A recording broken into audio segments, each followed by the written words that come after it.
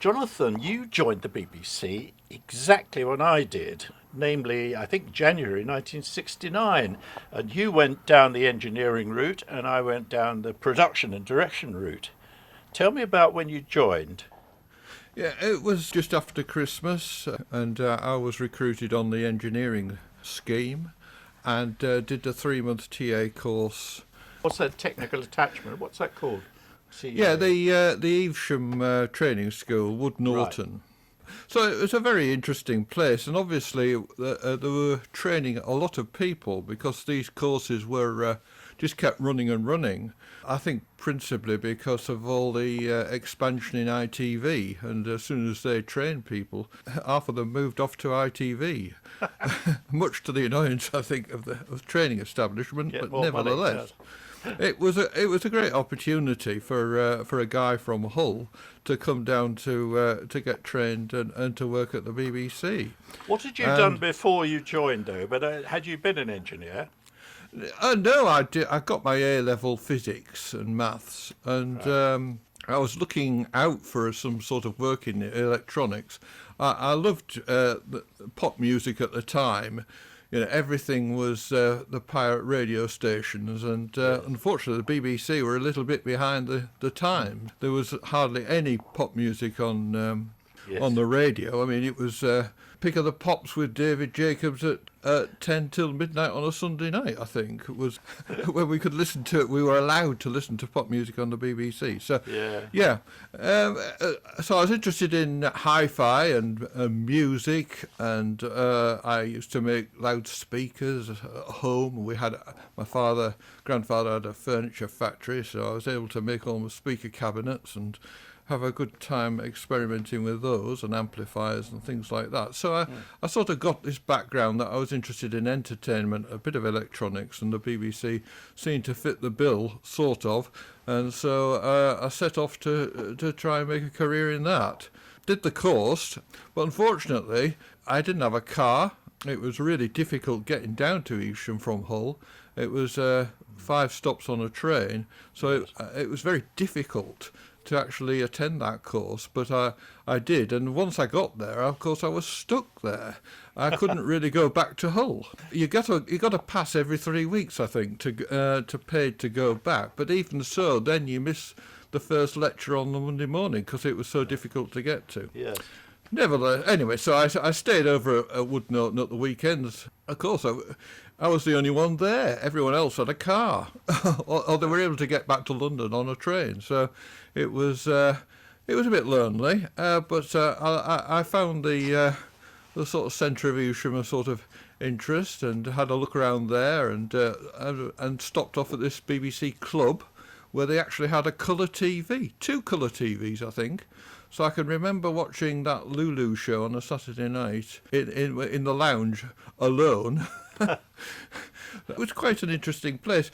Also, it was a little sinister, I think. Possibly there was more going on at Evesham than I'd first thought. They were building at that point a nuclear shelter, and they didn't want to talk about that. But that served 2 purposes. It was more or less a studio complex, but it also shored up the side of the embankment that the Wood Norton Hall was built on. So I think it served 2 purposes: stopped the landslip and provided some sort of studios for if there was a It whatever. was an underground centre of regional government, wasn't it? It's one of those that were scattered around the country. I've since visited a couple more. I noticed it was in a Faraday's cage, which is electronically is like electronic shielding, so that if the electromagnetic pulse comes from an explosion, a bomb, it doesn't blow up the electronics within the shelter. Yeah. Now, I seem to remember that Wood Norton had quite a good studio, and obviously a lot of engineers, and particularly the tech ops people were there learning how to use equipment and so on. What was the studio like when you were there? I think it was called the Phoenix at that point. I think it was a wooden building. Yeah, they did lighting and studio sort of practices. I think once did a play in there once. So yes, it was quite an interesting building, but not very substantial actually, and not very high either. So it was a little bit limited from what I can remember, but good basic area to learn TV in. And in '69, you were you using cameras with swung lenses and Yeah. presumably 2-inch VCR? I think the VTR situation at Evesham, I think a chap called Shepherd had got the first Ampex 1000 machine, which was a multi-bay recording machine, very big, very unreliable. It was the first generation. But VTR's machines themselves were extremely difficult to source at that time, so there weren't any real recording machines in 1969 at Evesham. And So if you did a sort of studio practice, how did you go back and watch what you'd done, or did you really depend on people telling you? Well, being on the engineering side, on this course, we didn't really do that sort of thing. So I'm not sure, but there's certainly for the radio stuff that they could obviously listen back with tape. That was easy enough. But as far as VTR was concerned, it was a little bit early. I think 1965 and 6. I think they obviously got the Ampex machines, because they were recording programs like A Square World and those sort of things were coming out of Television Centre. A few years on, they still hadn't migrated up to Evesham because they were so expensive. Yes. So you learnt engineering, basically, rather than studio techniques. That's right, but I was always interested in studio techniques. In fact, I think a number of us on the course felt we were wrongly recruited. But we were told, really, you'd have to reapply if you want to do it again. You know, if you want to go on the other course, you're doing engineering. Whilst I was staying at Evesham over the weekend, of course, not a lot happened. But sometimes they did run management courses as well. And the very basic ablutions down at Dormitory C were used, actually. And normally on our course, the toilet paper in those ablutions was that Eisel hard toilet paper, and printed on it said property of the BBC. You know, we put up with it through the week, but on the weekend when the management course came, things changed because the rolls were replaced with soft toilet paper. And so, obviously, I took advantage of that. But, of course, back on Monday morning, the hard stuff was back.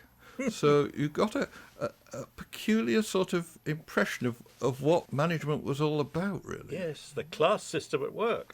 It was. And the other thing was, I think the recreational part of it all was organised by a man called Major Oldman. And I always felt he was a little bit overqualified for what he was doing. But anyway, he was a very effective guy and made the most out of what was available at the Evesham Club and everything. But he also found out later he had another role in the Secret Service. So that was quite interesting too. Yes, yes. Anyway, I ended up at Manchester as my first posting, and I went to Plymouth Grove, which was the outside broadcast base. Yes, there was Dickinson Road Studios, and it wasn't there. And then there was St Peter's Square, where they did the nightly television programmes. And the OB base, I seem to remember that. But what did you say that was called? Well, it was a Wesleyan chapel. I've just been looking at it on the internet. It had been abandoned and was sold off, and the BBC used it, I think, from about 1955 as a drive-in centre to maintain their 2 black and white scanners. They got Pi scanners, and so we were involved in maintaining those and keeping them going. But within 3 months, those had gone, and the new Philips colour scanner came in, the PC80. Yes. Just on the cusp of colour. That must have been quite exciting, really. Well, it was. I mean, the only colour we saw at that base were those Canadian films that were constantly being played out on BBC Two as test signals. So we watched those quite a bit. But it was actually a very memorable moment when I actually saw the recordings that they'd done on the weekend when they got the scanner. For Grandstand, 40 minutes of the second half of a rugby league match was a staple part of the programme, and gave the production a good break. I would imagine, and also provided 40 minutes of continuous coverage. And it was marvellous to see the dark brown mud and the red on the shirts, and the whole thing looks absolutely fantastic. I mean, the pictures looked fantastic. That's all you could say, compared with the sort of murky grey that a normal rugby league match looked like, because it was usually filmed in fog or rain. and the mud was neither black nor white, so everything was a bit grey. Were you actually at the OBs themselves? No. I saw them.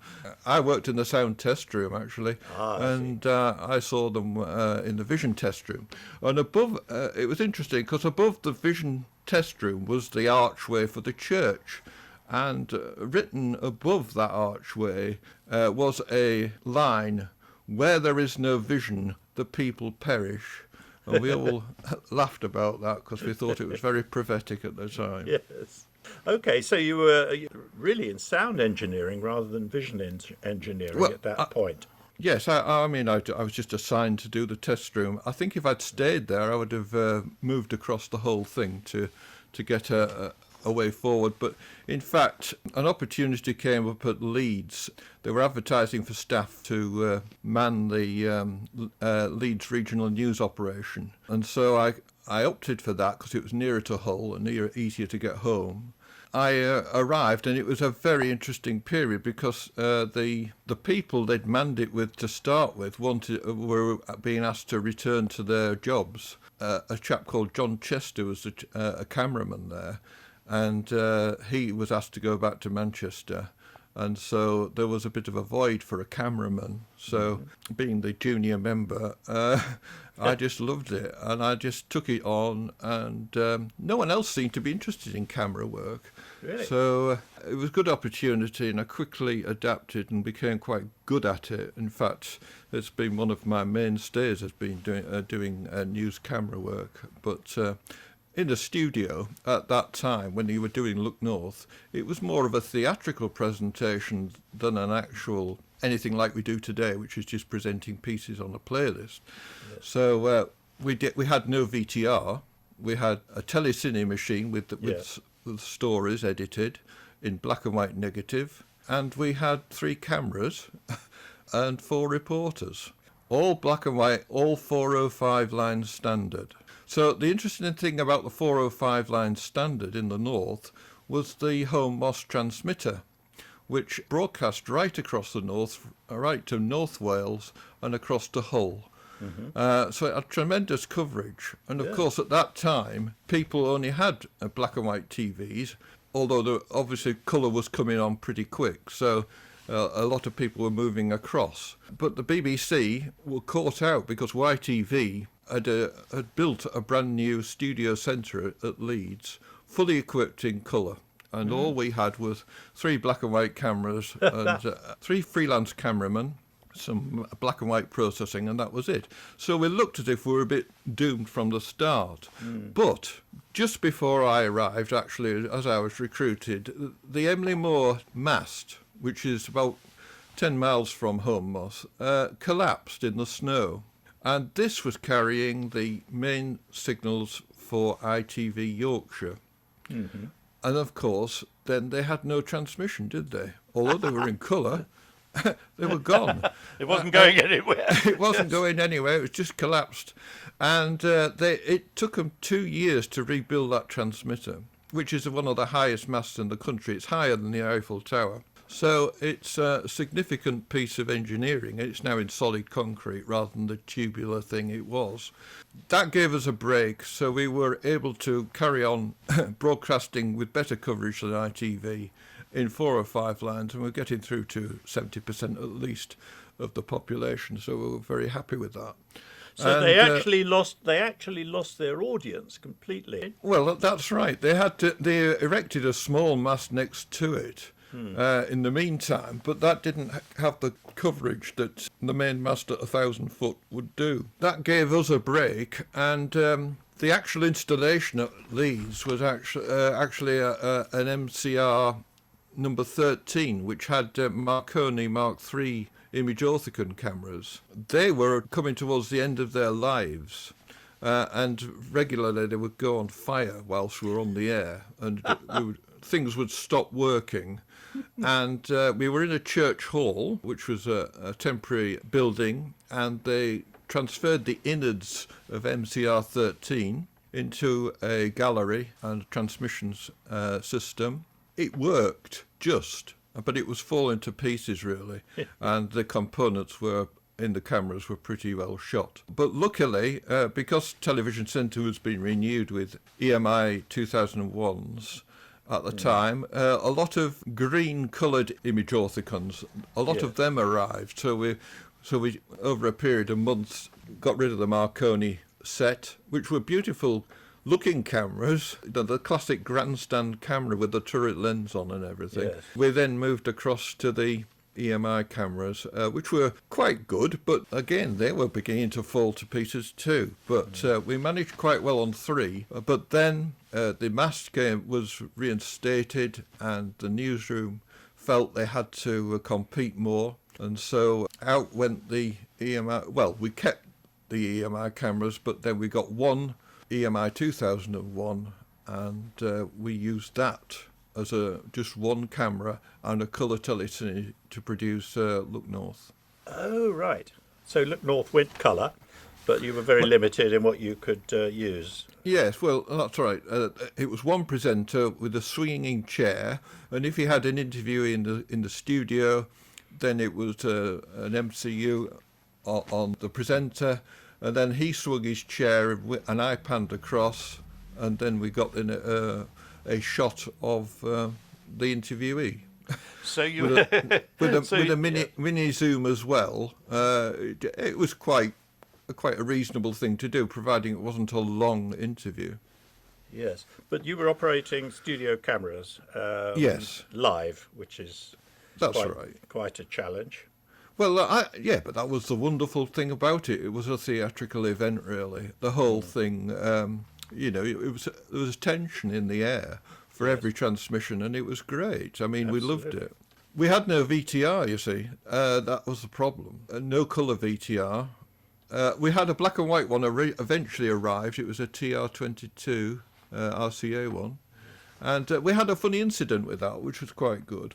We used to do the rugby league draw, which was 6 minutes of Look North. So the newsroom loved it because it ate up 6 minutes of time.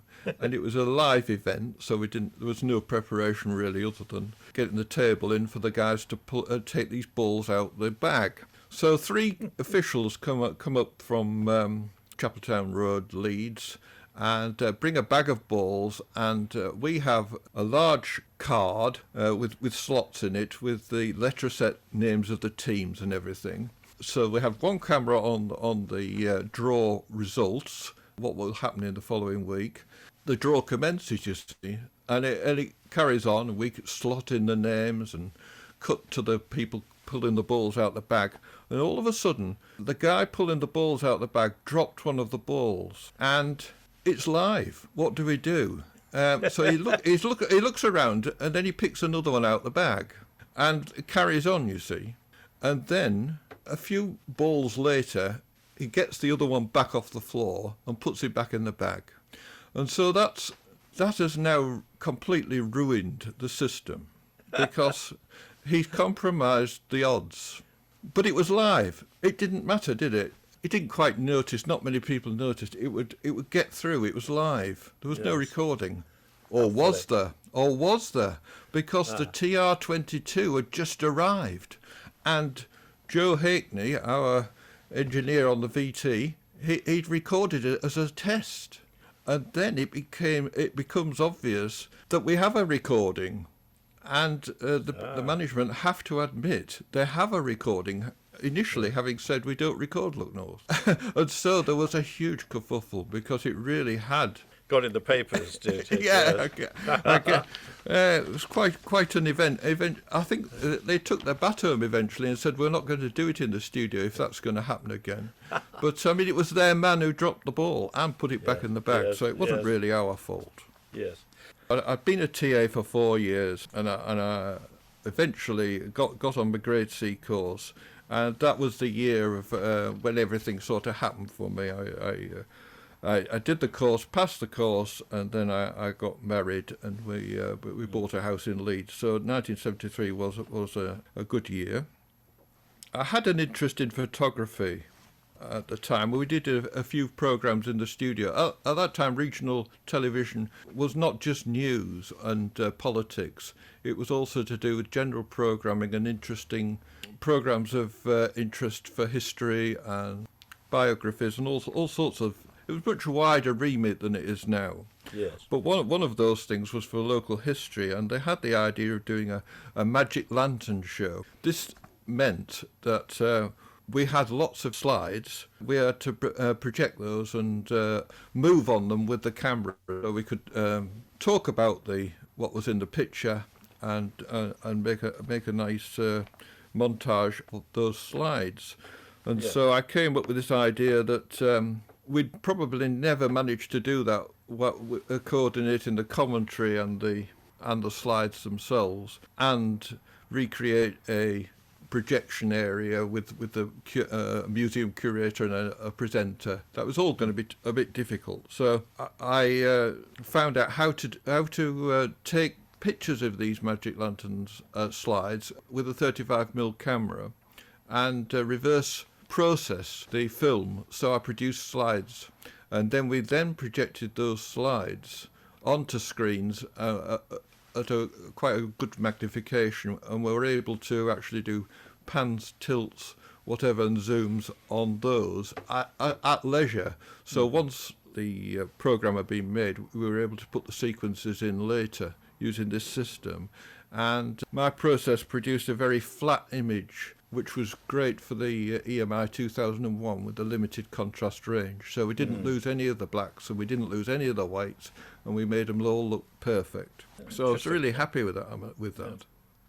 I went on a lighting course to London, which was, as you say, heading down south. I did a 3-month lighting course, which was an opportunity to actually understand how TV programmes were made in Television Centre and Lime Grove. It was a revelation, really. I mean, they were very professional in Leeds, but having the opportunity to see how the real crews worked in London was marvellous. And I really did enjoy that course. It was excellent. Yes, Television Centre must have been a revelation in itself because it was so well engineered. Well, it was interesting because by the time I got there in 1979, it was definitely well used, I think you could say. I got to see a few plays being recorded, and one of them was a children's programme play, and it was directed by my father's cousin, a woman called Joan Craft. And she produced, or directed, I should say, lots of these children's dramas on a Sunday evening. Quite a lot of Dickens stuff. She'd formerly been a director in the West End, doing West End production. She was the first woman director, I think, in the West End. I actually met her just the once, while she did this Blue Door Theatre production. So that was a very interesting thing to have seen. But you were on lighting course. Yes. So we had to shadow the lighting directors. So the ones I did, the history of Mr. Polly, I think, with Peter Smee as a lighting director at that time, and Tell Me on a Sunday, which was a musical with Don Black, with Peter Catlett doing the lighting for that. And I think I lit a program called Circuit 11 Miami, which was a discussion program with Robin Day, talking about American justice. I also looked in on Blue Peter, but we weren't allowed to do any lighting on Blue Peter. All this had to be done by the lighting director because Biddy didn't like trainees on her show. Yes, but I mean, the important thing about lighting there was it was extremely flexible, and also it was computerized to some extent, wasn't it? Yeah, the Q file system was there, but and the saturation rig, which was two luminaires on each bar, all of them remotely controlled on wires, meant that you had a factory system in the centre where you didn't need to actually set the lights as such, because there were always two on a bar. All you had to do was select which light you wanted to use, and then direct the electrician to actually aim it at the bit you wanted. So by and large, there wasn't a need to re-rig each time the production changed. You just had to reset each light, or the light you selected. I mean, as I remember it, people used to light very carefully, so that if you had any interviewee or any interviewer, you would have key lights, fills, and backlights on them, and they would be beautifully lit. Even if there were a large number of setups in the studio, you could light every one. That's right. I mean, what you were aiming for was clean lighting that didn't have double shadows. So you were after broad source fills and a nice nose shadow when they're looking in the right direction. And that was all down to how you did it from the lighting plan and the walkthroughs. So, it was quite difficult. And, of course, with the EMI 2001 camera, any build-up of light with double lights hitting them would end up with hot spots on the face. So precise lighting was required and was got and was very well executed. And the whole thing was pretty cool, really. Considering that the EMI 2001 camera was difficult, to say the least, to get. It produced a nice picture, but you really had to be careful how you produced that picture. Yeah. So then you moved back to Leeds, did you? Yes, I went back to Leeds and resumed my work there. We were always looking for the opportunity to escape because regional programming began to sort of narrow down in its what it wanted to cover.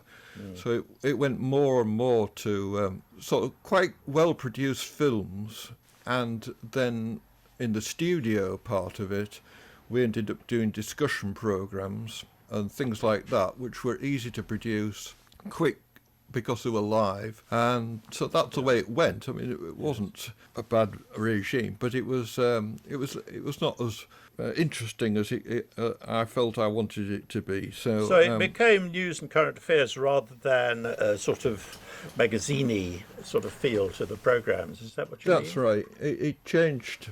I mean, you can see now what's happened at the English regions. You see the final distillation of that idea. But I think most of the journalists were always happy with the hard news stuff. Yeah. Anything hard news was always well covered, easily covered, whereas the softer items required a lot more research and finesse, really, to make them work. Quite so. Because regional TV was driven by journalists from Birmingham, that was where we went. That was what happened, and any sort of movement towards accommodating other productions, like we once did an insert for Top of the Pops from the Leeds studio, which was possible to do, but it interfered with an interview that Look North wanted to do for their programme. And so that was our first and last foray into light entertainment, really, from that point of view. Right. Initially, I think when we got our colour studio in 1975, we moved out of the Church Hall in 74, I think. And then we had this beautiful new studio with 3 colour cameras and a colour VTR of sorts. At Woodhouse Lane, this was called. So it was next to the broadcasting house, which was a friend's meeting house. It was a purpose-built building in 1974, purpose-built for regional television. So it had everything that you would need to do it, and it survived up until 2004, I think, when it was demolished again. The BBC loved to have buildings and then demolish them. The reason it was demolished, I think, was principally because the land value had gone up in Leeds, and also in Manchester, and they decided to take the profits and run, really, and that's what happened. So it finished in 2002, I think, and it moved to a new studio, which is an office block, really, opposite Leeds Markets, which is where it is now. Mm-hmm. Now, tell us about Oman. Was it Oman? Oman, yes. Well, my quest to break free again, I was on the lookout for some jobs in Oman which had come up and I'd missed them, but a company called Personnel and Electronics had set up this studio in Salalah, which is a town, the southern town of Oman, which is halfway down the side of the Arab Peninsula, and it borders Yemen. So Salalah is very close to the border of Yemen. And in 1978, the SAS had fought a battle there to kick out the communist people from the Yemen. And control of the Salalah area was eventually made secure. At the same time, the old Sultan of Oman was removed, and his son, who was training at Sandhurst, was put in by the British. And his name was Sultan bin Qaboos, and he's just recently died, actually. But by the time I got there, he'd been in power, I think, for about 15 years, I think. He'd gone on a sort of take Oman out of the Dark Ages and bring them into the 20th century. So it was very interesting that he'd set up two TV stations. One was in Muscat, and that was primarily German in equipment and staffing, and the one in Salalah was Pi TVT, and that was British in origin. And so the people there had done their bit, and then eventually were leaving, and they could not recruit people to go there. Personnel and electronics just couldn't get enough people. The ministry couldn't get enough people. So they went on a quest to find a method of getting them, and I think the BBC were approached through the Foreign Office that they needed these people, and the BBC at that time transmitted a shortwave from the island of Madeira, which is about 200 miles up the coast from Salalah. And so, as part of our arrangements with that transmission facility, it was felt that the BBC could help, in inverted commas, with a few staff. And so you went as a BBC employee to work for the Sultan of Oman's television. I resigned, but I said, well, you must keep my BBC pension scheme going. Absolutely. So they agreed to that, and they did pay over that period. Okay. Anyway, so we got there, and it was a very strange place, because Salalah is a little town. I think it's about 10,000 people, I think. And then it's surrounded by mountains, which then rise about 3,000 foot. And then you've got the empty quarter, a very desolate part of the Saudi Arabia area. So it borders up to the empty quarter. But just in this semicircle, which is about 15 miles across and about 5 miles deep, there is this oasis, really, and it catches all the tropical air from the Indian Ocean, traps it, and you get water precipitation, and so it's a fertile area, particularly from May through to September. It's called the Harif. You get grey skies and sort of humidity levels at near 100%. And you also have a TV station on the coast. And it's salt, very salty atmosphere. The place is equipped by Pi TVT with Philips cameras, 2 studios, and a Kestrel crane. Do you remember those powered cranes? Right. Yes, yes. So the Kestrel crane, as I arrived, the Kestrel crane is in the main corridor. And I said, oh, that's interesting, that's a Kestrel crane. And yes, we can't use it at the moment. And why is that? Well, the wheels have gone. The Kestrel crane has got cast iron wheels, and on the outside is a sort of composite tyre. And the humidity was such that the composite tyre had absorbed the water and expanded and dropped off.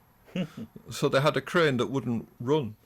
And then further into the system, I was assigned to do VTR engineering, which I'd quickly assimilated. There's 2 VTRs that were the mainstay of the system at the time, but 2-inch Ampex VTRs, and they had to be pressurised with air pressure from a compressor in a cupboard. And the compressor accumulated a lot of moisture, such that when you started the shift, you had to take the line off the back of the VTR, push a screwdriver in, and out would come about a quarter of a pint of water right across the floor. So that was accumulating every day on a normal working day. And the tapes were the usual Memorex and Ampex tapes, and they were not kept in a humidity-controlled environment, so they tended to get a bit hot, and they would shed oxide, and so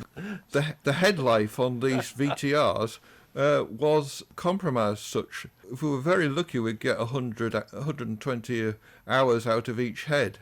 But they had to be sent back to America to be reheaded. Yeah. But we got and coal clean was used in abundance to decontaminate the glue from all these tapes that ended up going through. But they did pass through many times. They used to replay the afternoon prayers, all sorts of things, which they were constantly being brought out of the library and updated and stuff. Yeah. And it did work.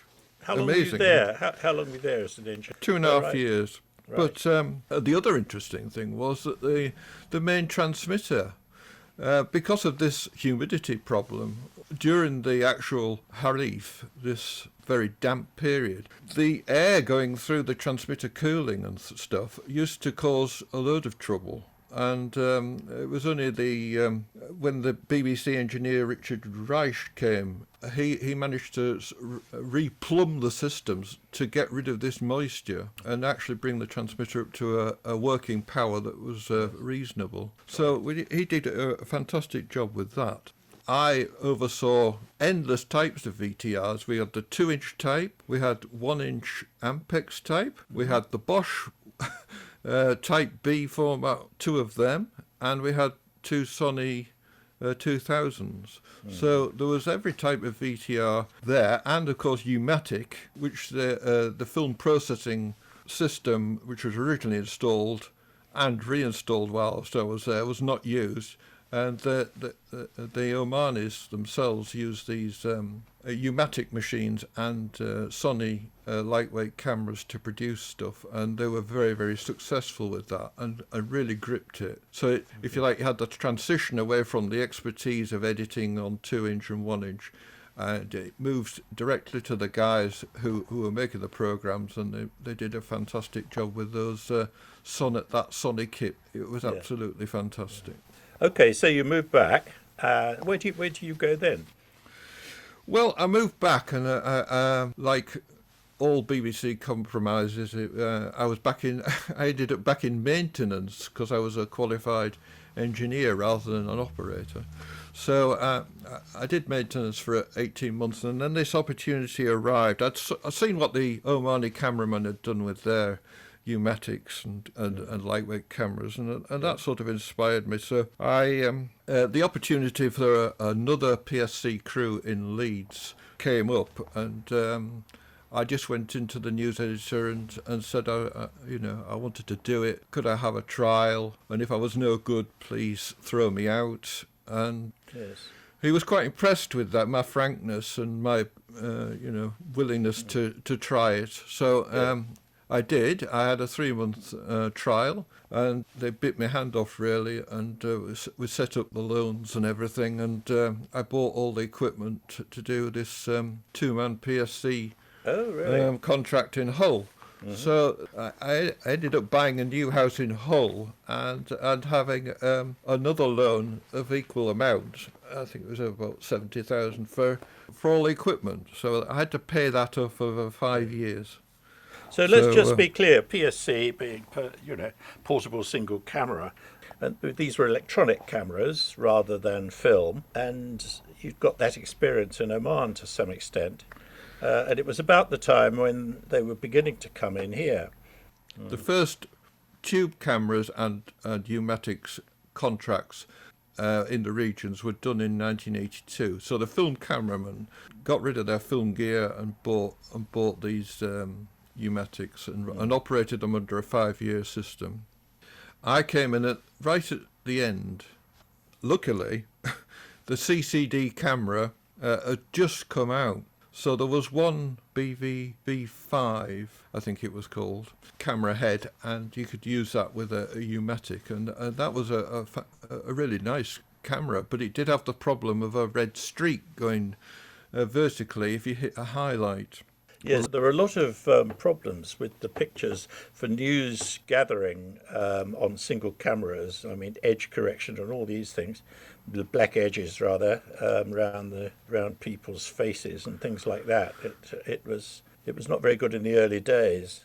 No, that's right. But with this, it was a revelation because it was about 3 stops more sensitive than a tube camera. Mm-hmm. So it knocked the socks off. Anything at night came out bright and nice, and anything on the tube cameras was always a bit sad, really.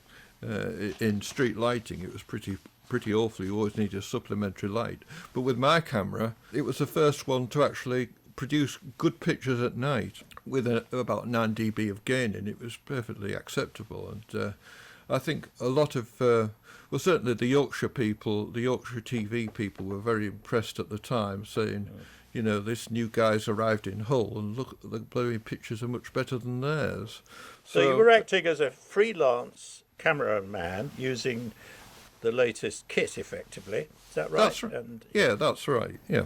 Of course, compromise again. I ended up having to buy the U-matic recorder with the knowledge that 18 months' time, that recorder would be redundant. Yeah. And we moved across to Betacam. We were going to move across to Betacam using the old Betacam tapes, which were not much better than U-matic, really. But then Betacam SP tape came in, and that was a game changer, really, because it was a stable tape, very reliable, and the pictures were pretty good. In fact, all the regional productions moved over to that as their basic recording medium, whereas networks went with Digibeta. Mm. But for Betacam SP was absolutely wonderful. Yeah. So you were working freelance in the north. Then when did you come back to the BBC? Did I ever want to come back? I mean, I was working for the BBC, and I worked out of Radio Humberside, and I was the only one doing it. I had a reporter with me. His name was Clarence Mitchell, and he went on to television news and things, and eventually he's gone on as an MP, I think, or as a parliamentary specialist. So he was a very driven character, and we had enormous fun during the first 18 months whilst he was with us. It was nothing stopped Clarence doing anything, really, and we were quite happy to follow Clarence and go in the most crazy situations to get the news, because nothing stopped him and nothing was going to stop me either. So it was really very good at that point. And I was the only person in Hull who was interested in doing TV. All the rest were the Radio Humberside newsroom, who were all radio. Yes. What was the area you covered? Well, more or less Whitby or Scarborough in the north, right down to Paskegness, which was Gibraltar Point, I suppose. The borders of the Midlands, really. It was a huge area. Yes. You get to the most unusual places. I mean, I went to Rampton High Security Prison once, which is on the Nottinghamshire border, I think. You know, where there are some really dangerous people installed in them. You know, walking through with the prisoners alongside you. You know, interesting. What were you filming there? I think we were doing an art installation or something, some paintings that they had done. Oh. We went into Hull prison once, and this was quite good because, well, it wasn't good, but with the demise of these mental hospitals, the Conservatives, they disbanded all these mental hospitals, the traditional mental hospital, and said it was care in the community. So a lot of people who got into trouble because they were mentally ill ended up in prison. I ended up in one cell with a man who was naked except for a blanket, with a reporter. You know, we were trying to do an interview with him, but the prison warders actually locked us in the cell and said, "Give us a knock if there's any problem," which was very unnerving. You know, you just didn't know what these people were going to do, or if they would explode if you asked them a difficult question, whether they would just go off and, you know, kill you, really. It was quite awful. Before the days of health and safety and That's right. I mean, hazard assessment forms. Oh, we did never. We never did that. I mean, one of the incidents were early on was a collision in the Humber estuary, or just outside the Humber estuary. The two ships collided. I was sent up in a helicopter to go and film this, and the plane's going underneath the helicopter. You know, I said, "Can you get lower?" He said, "Well, I'm not cleared to go lower." But I said, "Well, I can't get any shots from up here." So we ended up having to go down low and try and photograph these people on this stricken ship. That was quite interesting. And another time, they sent me up in a helicopter again, and this time I was hanging outside the helicopter more or less with my legs outside, and the camera open on a springy pivot. So there's just me and the camera and fresh air, really. It's just one man in a helicopter, single-engine helicopter. He says, "Right, we're off now. Can you hear me?" You know, and you hear, "Yes, sir, I'm getting that," and he's off. You see, he says, "Are you all right?" I says, "Well, yes, but I haven't put my safety belt on." And of course, we're 100 foot in the air at that. You get to grips and you just put it on, and we get the job done. So there were these odd things that happened. So this was a period when you were roaming around, as it were, as a freelance, working with reporters in the north, really doing a whole range of things, presumably. But it was all single camera work. We went to single man operation in '93, I think. And I did have the opportunity to keep going with the 2-man crewing, but I took the opportunity to say, well, I would do the editing, and my sound recordist would do the second camera, and that would give him an opportunity to progress with a career once we'd gone single man. It would also give me the creative opportunity of doing video editing, which I could do, and camera work, and so I became a production unit within myself and the reporter. Yeah. So whoever I worked with, I was able to shoot and edit, and that proved to be, I thought, a very productive way of using an expensive person, and it kept us in the game. So from a business point of view, I just kept myself and my sound recordist employed in a slightly different way, and we both benefited from that, and to this day I think that man is still working. Did you get back to a studio work at all? I think the only time I came back to Television Centre, by that time I got a Volvo estate, and the car was kitted out, and I had a sound recordist and everything, and we went down to do an item that was current in our region for Crime Watch. Well, it wasn't for Crime Watch, it was for us to look at what Crime Watch were doing. So I ended up, it was funny, the only time I actually got my car into Television Centre round the back, and they were very accommodating and let me drive all the way around and then unload the gear and park the car and everything, and then we walked through the sets, and then I think it was in TC5 we were doing it, but we did this Crime Watch thing, and I filmed the production during its rehearsals, an interest item on what the crime we were covering at the time. You know, it was a transmitted item on Crime Watch, and it was in our region, so that's why we covered Crime Watch covering this item. Towards the end of the career in the BBC, what did you do then? I mean, you went back to work for the BBC itself, didn't you? Yes, well. By the time 2002 had come along, the BBC wanted to split these regions into sub-regions. And so around the country, you find that the big regional things were split in two. And Leeds and Yorkshire went their direction, and Humberside and Lincolnshire went their other direction. And so, funnily enough, our MP in Hull was called John Prescott.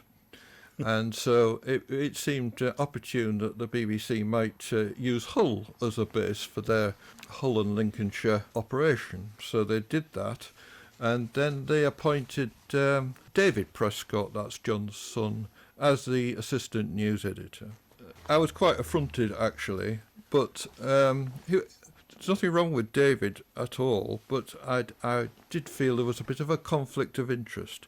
So the BBC had got these sub-regions, and they wanted to obviously cut down on the costs, and freelance cameramen were an extremely expensive way of covering news, they felt, particularly with the proliferation of recording opportunities that the new cameras and systems began to present, like with DV Cam. And so the BBC pulled out of these contracts over 4 years, and I was the last to effectively lose the contract. We got to 2002, where this whole operation was set up.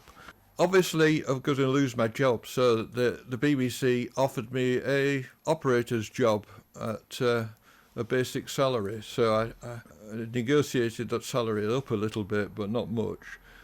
Took that job, did it for 2 years, found it a bit stifling really, because I was just back where I started. I felt as if I was back where I started. So I just had to resign. I couldn't do anything else really. But it gave me the opportunity to transfer my pension into the BBC pension fund, which was very good at that time, because 2 years later it had closed its doors to that opportunity. So I just got in time.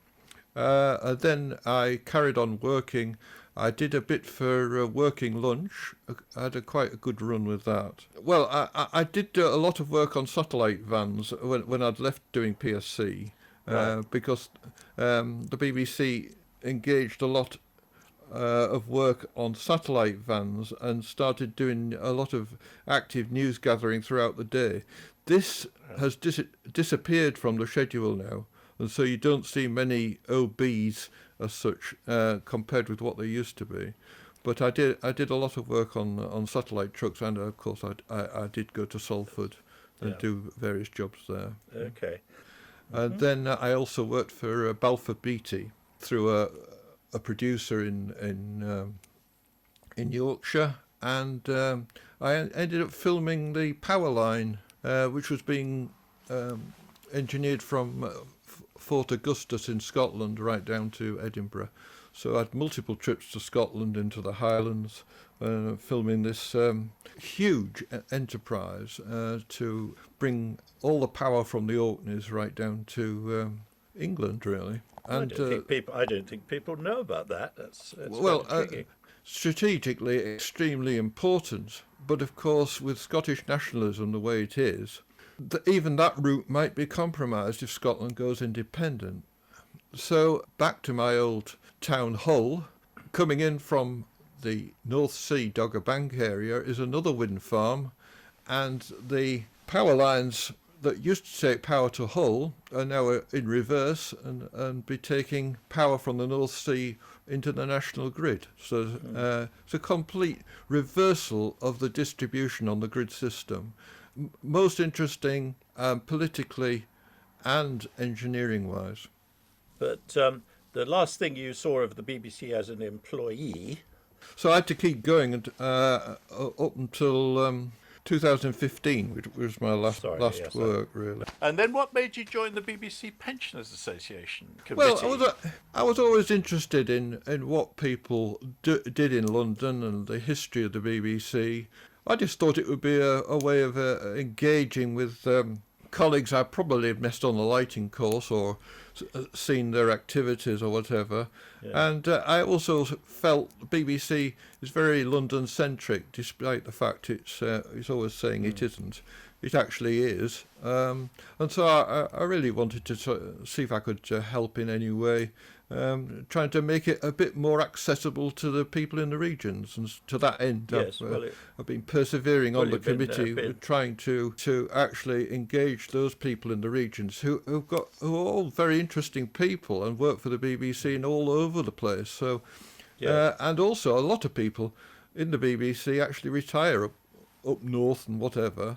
So I think there's a good potential to actually engage more people than we normally do. And to represent them, yes, quite.